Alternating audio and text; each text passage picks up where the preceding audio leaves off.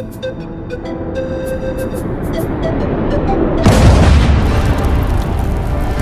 everyone, this is Llamagedon, and this is Llamagedon 2nd edition. This is Llamagedon International Edition, which is coming. We're going to be doing a release of this game, which is already out in Central and South America, in North America, and probably a little bit wider too.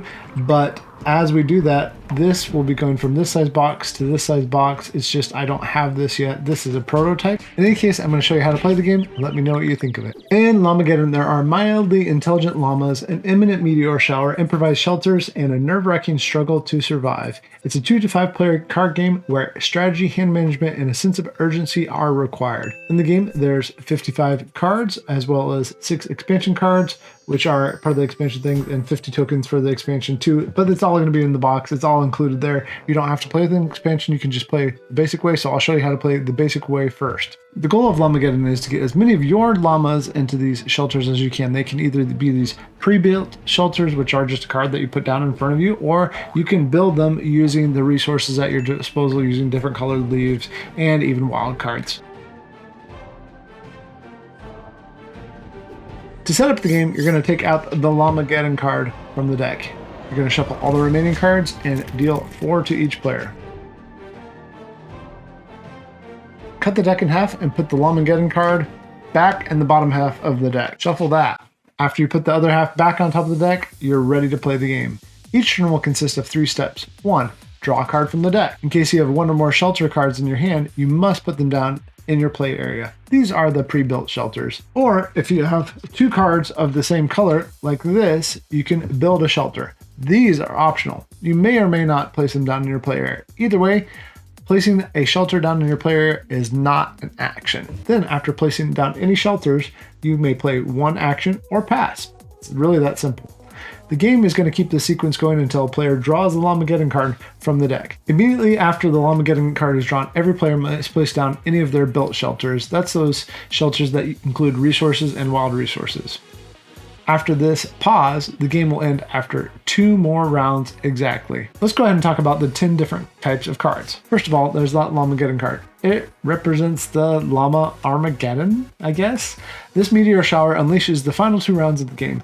Whenever you take this card from the deck, you show it immediately in the play area. Following this, every player must place down their built shelters in case they still have those in their hands. Maybe you were waiting to do something with them, I don't know. Then the turn resumes. It's not an action to resolve the Llamagedon card. Shelter cards look like this.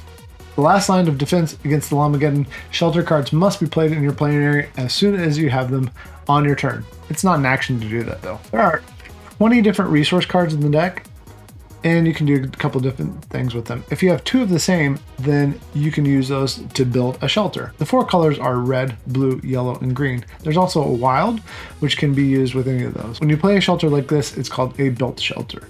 Playing a shelter down in front of you, even if it's a built shelter, is still not an action. Unlike those shelter cards that show a shelter, you can choose to wait to build a shelter. You could hold these cards in your hand, maybe you have some reason to do so. When I have 3 resource cards of different colors, I can perform a different action.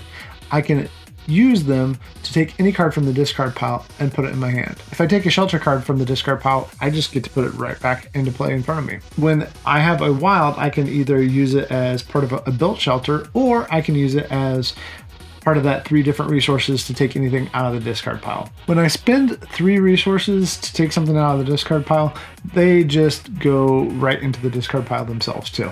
Let's go ahead and talk about the action cards though, because that's where a lot of the fun is. The attack card allows you to destroy any shelter, whether a built one or one of those pre-built, already fabricated shelters with the llamas right underneath it. You just attack it and then the shelter goes into the discard pile.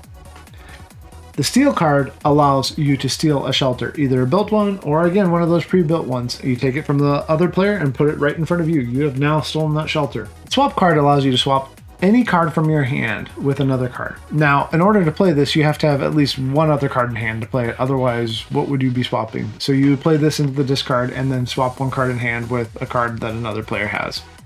That's the swap card. Draw 2 simply allows you to draw 2 off the top of the deck. This is in addition to the one that you draw at the beginning of your turn. Any cards drawn with the draw 2 cannot be played this turn. because you already took one action this turn. This is what your one action was. That's why you're not going to play another. But if you get a shelter, you can still put it out like normal.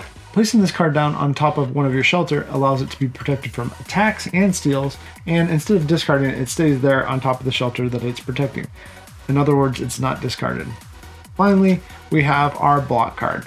This card allows you to block or cancel the effect of any action card. It can be used at any time during the game, even if it's not your turn, and against any player, not only in self-defense. So you can actually use a block to block and then block again if you had another one. Blocks are the only card that kind of works like that. Each turn will consist of 3 steps: drawing a card from the deck, and then if you have any shelters, playing those out if you want to, if they're built shelters. If they're not built shelters, remember you have to place them out. And then finally, the third part of your turn is playing one action card or passing. The end of the game will be triggered once that Llamagedon card shows up. The player will put it out in front of everybody to show that the Llamagedon is happening. And then if anyone has any built shelters, they have to put those out immediately. Then there will be 2 more rounds of play before the game ends. This means that the last player to play is the person who drew the Llamagedon card, because that doesn't count as part of their turn. It's not an action, it's just a triggering event, and it's a way of keeping track of when the game's going to end. That's it.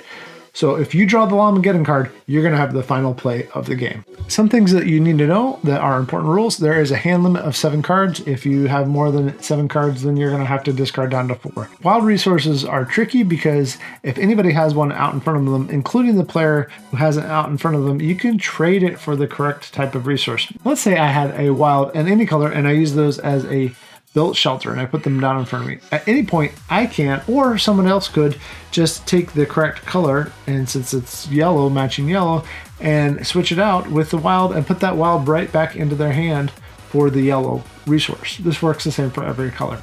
If the deck is ever empty, which can happen if the Llamagedon's near the end of the deck, then you're just going to reshuffle the discard pile and continue to play. There's also tiebreaker rules, and what you need to know what that is: that protect cards are worth 1, and shelter cards that are not built are worth 8, and built shelters are basically worth 6. And then you have built shelters with wilds that are worth 4. So if you need a tiebreaker, you should be able to figure out who won based on those point systems. Usually that's not going to happen. Sometimes it does. If it does, go with that. If you're still tied, then enjoy the game together. Like I said at the beginning of the video, the game comes with these 6 additional cards. These cards are locations, and it's kind of a little area control thing that you're going to be doing with them. These are locations in Peru. The game designer is from Lima, Peru. It's a fun way to change the game up, especially if you're playing with people who want to do more than just destroy shelters and attack and steal and do forth. So what you're going to do is you're going to place in the player area as many safe zone cards as the number of players. So in a 2-player game, you would use 2 of these safe zones, and you pick a color and hand that player the color that they want. So they get some cubes, some pieces to go with that. And as in the base game, you're going to remove the Llamagedon card, shuffle the remaining cards, deal 4 cards to each player, and then reshuffle the deck with the Llamagedon card in the bottom half. So when we place shelters, we're going to place them out next to one of these safe zones, and we're going to mark them with one of our colored cubes. You just put the cube on there. Basically, you're deciding where you want to build your shelter. Maybe you want to build your shelter at Machu Picchu, which sounds a little bit odd for a impending meteor storm, but maybe that's your fancy. Maybe you think that's a very safe place. Or Vinukunka, or Chan Chan, or Lake Titicaca, or Kualap Fortress. I personally would probably go with the fortress. Whichever you want to do, when you build a shelter or place down a shelter, you're going to put out one of those cubes. One of the things that all of this changes is how steal cards work. So if I play a steal card, instead of actually taking the cards physically, I'm going to remove the other player's token, put my token down on the safe zone I want. It doesn't have to be the same one, and then now I have a shelter there. All the other steps are the same as the base game. It just provides a little bit of differentiation for those who are looking for a little bit more in the game. Plus, the artwork, as usual, is fantastic. It's really cute. It's a lot of fun.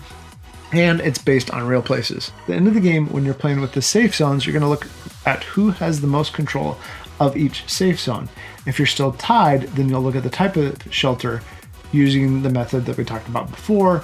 And if you're still tied, then nobody gets the safe zone. You just move to the next one. If you're still tied for quantity of safe zones, maybe one was split and you got 2 and the next person got 2, And that's it. You're going to look at how many shelters, not built shelters, each player has, and that will resolve it. Whoever has the most, that person is the winner.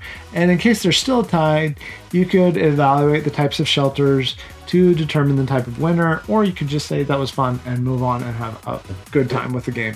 Or play again. Thanks for watching this video about the Llamagedon International Edition. It will be coming out very soon. We're looking forward to sharing it with you. Let me know if you have any questions about how to play the game. Hope you enjoy it. Thanks for watching. We'll catch you later.